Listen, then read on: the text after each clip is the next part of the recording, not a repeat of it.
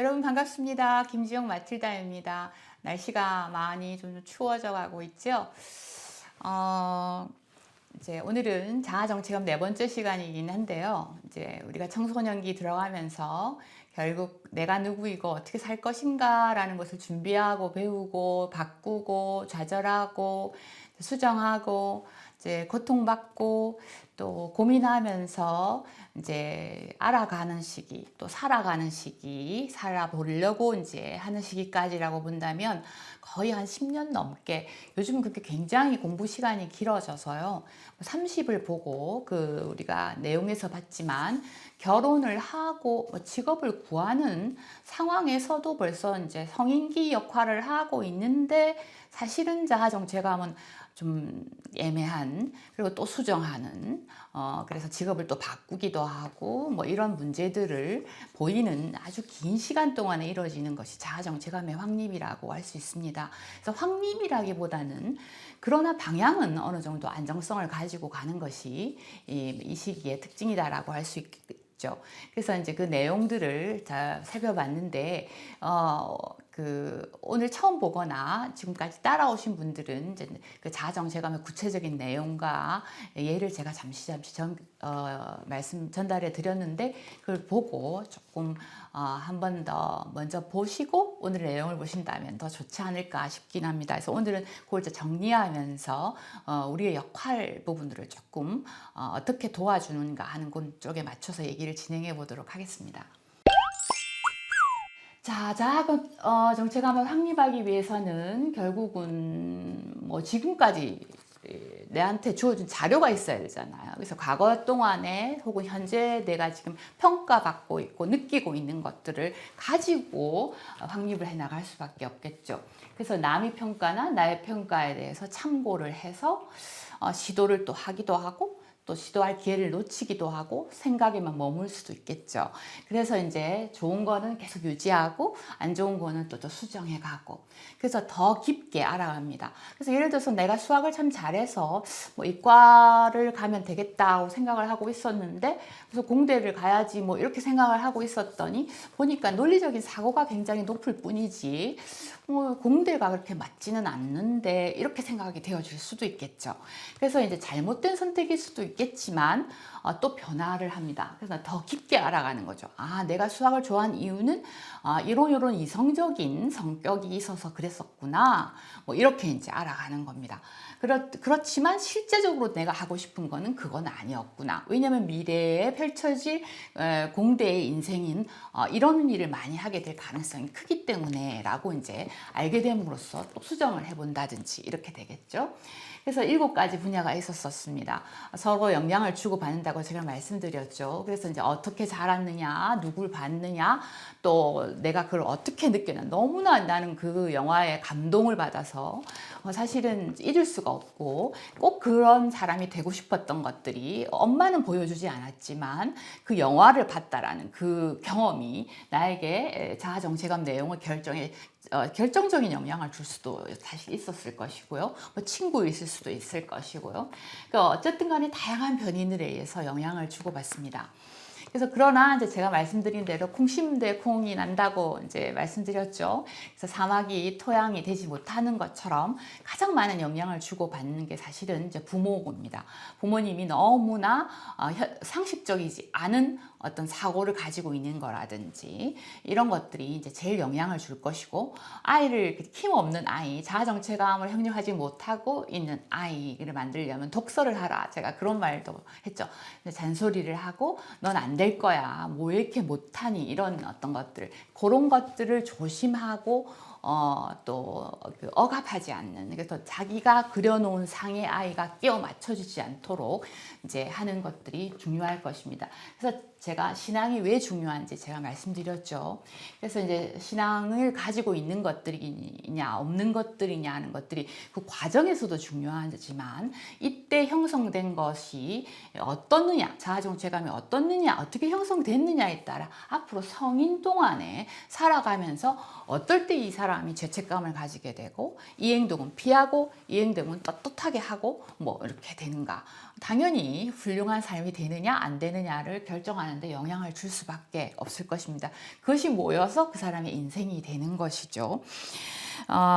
그래서 이제 뭐 특히 이제 경제적인 관념이라든지 일에 대한 처신 이런 것들은 우리가 많이 알아야 되고, 그래서 자아 정체감 확립을 성공적으로 한 사람일수록 자기를 사랑하게 되고 다른 사람의 자아에 손상을 주지 않는다라고 하죠. 근데 이걸 이제 못한 아이들 같은 경우는 이제 무력하게 행동하거나 반항을 하거나 해서 엄마에게 포기하도록 만들어 버린다든지 아니면 문을 닫고 아무것도 하지 않아 버린다든지 여러 가지 형태로 그 비행의 형태가 일어난다라고 할 수 있겠습니다. 그래서 이제 객관화 많이 하라고 말씀드릴 수 있어요. 그래서 부모님이 생각하기에는 정말 맞는 말이에요. 경험에 의해서 내가 살아보니 그렇더라 하지만 또 나만큼 내 자식 잘하는 사람 없다고 생각할지 모르지만 그 다음에 이제 아이가 그것이 여러 사람이 그 얘기를 했기 때문에 분명하다고 생각할지 모르지만 사실은 실제적인 나하고 아닐 수도 있다라는 것이죠. 그래서 길이 나와야 길이 보인다라는 건 내 생각이나 내 경험에만 메모리 돼 있으면 우리가 옳은 형태로 객관화해서 나는 어떤 사람이다. 인간은 이런 거구나 라는 것들을 객관화하기 어렵다는 말씀을 드리고요. 그 다음에 이제 상처와 타인의 판단을 해서 왜곡이 없다는 게 참 중요합니다. 그래서 제가 말씀드렸죠. 공부 너무 잘하는 사람들 옆에 있는데 충분히 잘하고 있는데 나는 바보야 이렇게 생각을 한다면 왜곡을 받아들이겠죠. 그 다음에 이제 결과가 좀 나빴다고 해요. 이제 그렇지만 그거를 내가 뭐 하나 알게 됐네. 지금이라도 바꿀 수 있으니까 얼마나 좋아. 이렇게 이제 활용하는 사람이 있고, 나는 끝났어. 이렇게 이제 생각을 하거나, 이제 어떻게 이렇게 받아들일 수도 있겠죠. 그래서 중요한 것은 많은 경험을 해보고 또 가만히 생각만 해가지고 그게 이루어지진 않습니다. 노력을 해야겠죠. 시도하고 실천을 해서 현실과 이상이 어떤 것인지 이게 일치가 안 되거든요. 그거에 대한 괴리감을 줄입니다. 그래서 책에만 그치지 않는다. 속단 안 한다. 지금의 내 모습이 미래의 10년 뒤의 내 모습일 것이다 라고 생각하지 않는다. 그 다음에 쓸모가 없더라도 여러 시도를 하는 겁니다. 난 평생 부자로 살 거기 때문에 가난한 사람 가난 체험 안 해봐도 되는데 이렇게 생각할지 모르지만 내가 그것의 경험이 이런 데서도 사람이 살 수 있나 하는 경험을 한번 해본 봉사의 경험을 통해서 그 사람들에게 얼마나 저 이룸이 어려웠었던가를 이해함으로써 훨씬 더 깊은 인간애를 가질 수 있게 되겠죠. 여러 시도를 하게 됩니다. 그래서 집에서 엄마는 반찬은 이게 뭐야, 김치 하나 하는데 그게 뭐야 그렇게 힘들어 이렇게 얘기하는데 김치 한번 담궈보면 그런 말 못하겠죠. 그래서 결혼이나 해야겠다 이런 말 할 수가 없어집니다. 그래서 객관적인 해석을 하죠. 그래서 여기 영향을 주는 것이 이제 자존감이 높은 아이냐, 칭찬 많이 받은 아이냐, 그렇지 않으냐. 그 다음에 지지자가 많은가, 인간관계가 좋은가, 그 다음에 긍정적인 편인가, 굉장히 회의적인 아이냐, 비판적이고 이러냐.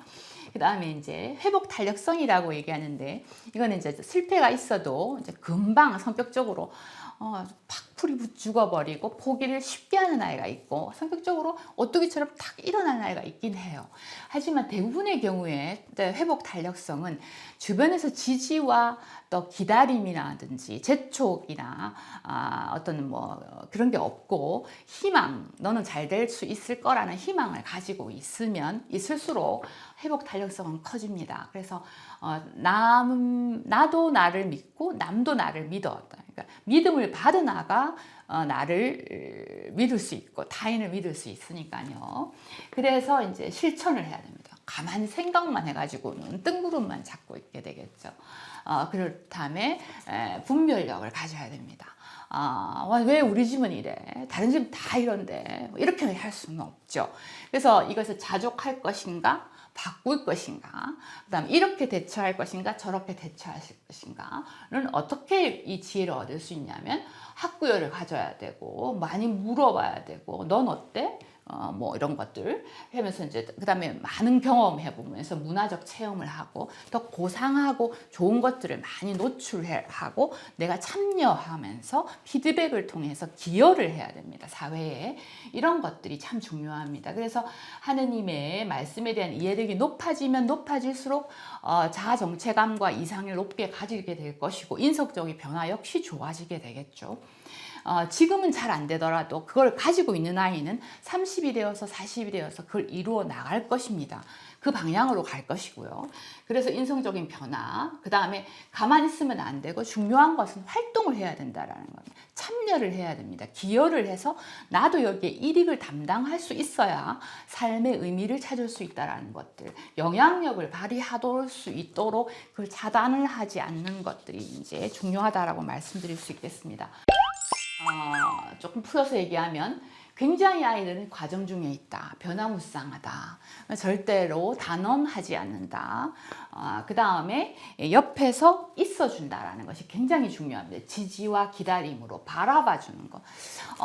수술하시는 선생님이 그런 말씀 하시더라고요. 수술은 내가 20시간, 뭐 10시간도 하겠는데 병간호는 정말 어려운 것 같다. 그리고 이제 사람이 너무 아파하는데 내가 해줄 게 없다라는 게 너무 고통스럽다라고 얘기를 하시는데요.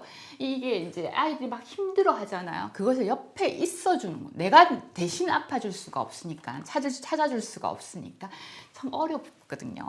그 다음에 애가 조금 요렇는데 조금이라도 올라갔는데 참 너 훌륭하다.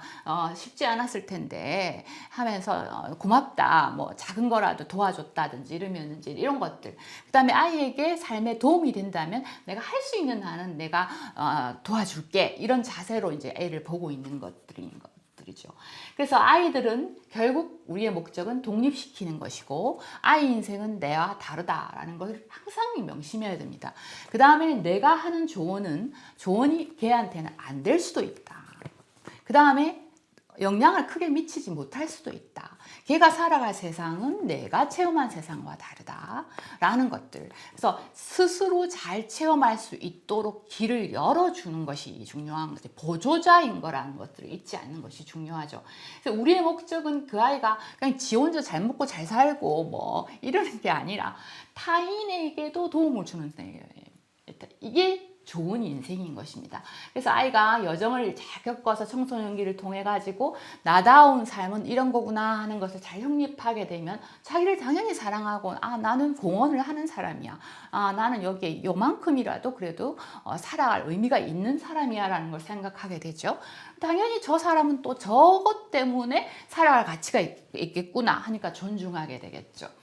자, 그래서 제가 하느님을 사랑하고 하느님 말씀에 맞추어서 살아가는 것이 목적이다. 우리가 만들어진 피조물의 목적이고 그 다음에 나와 타인을 사랑해야 됩니다. 타인을 좀 더 넓게 사랑한다면 좋겠죠. 영향력을 통해서 더 많이 이롭게 하는 어떤 직업을 갖거나 역할을 한다면 더 좋겠고요. 그 다음에 이제 이 자비로운 마음을 가지는 것. 그 다음에 협력을 하는 것.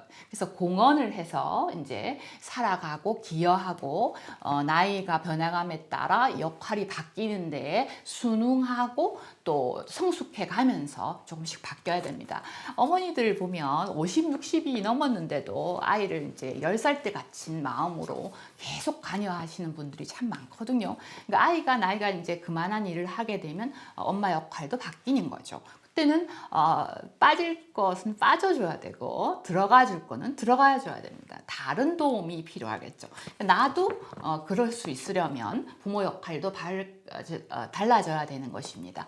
그래서 이제 바로 그러한 식의 상황이나 생각을 해주는 것이 이제 좋을 거다라는 것들을 들 수 있겠고요.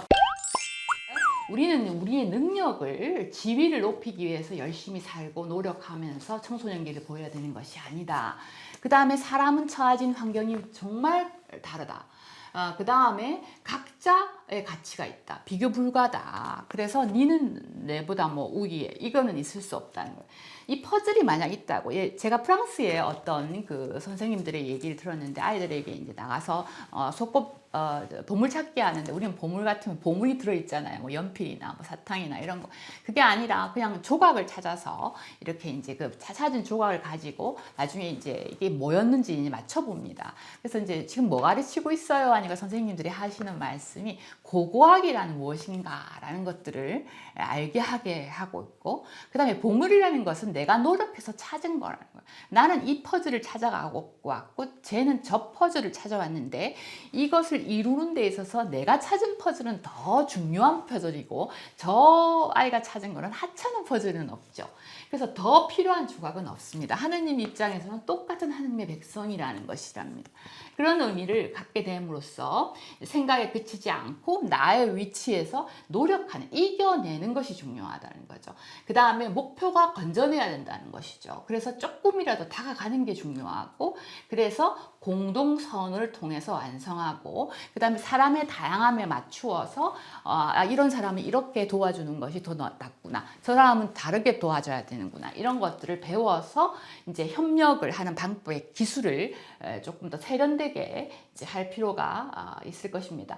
그래서 그 다음에 이제 다른 사람의 타인에게 나 혼자서 잘 사는 게 아니라는 거죠. 그래서 내가 먹는 이 조그만 밥에도 수많은 사람들의 노고가 있다라는 것들.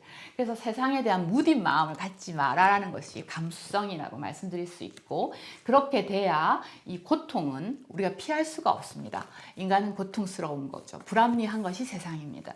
그것들에 대해서 억울함을 가지지 않고 욥처럼 내가 바다를 만들 때 너 뭐 했냐라고 그리고 그렇게 끝내죠. 그래서 무슨 말인지 알겠습니다 하는 것을 욥에 자세히지 않습니까? 사실 욥은 내가 왜 잘 살았는데 이런 고통 주나요? 이렇게 하는 게 원망하지 않았잖아요.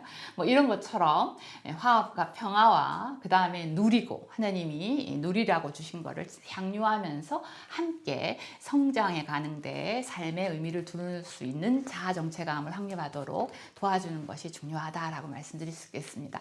다음 시간에 이제 구체적인 부모 태도와 활동에 대해서 덧붙여서 기술적인 얘기를 조금 더 나누도록 하겠습니다. 수고하셨습니다.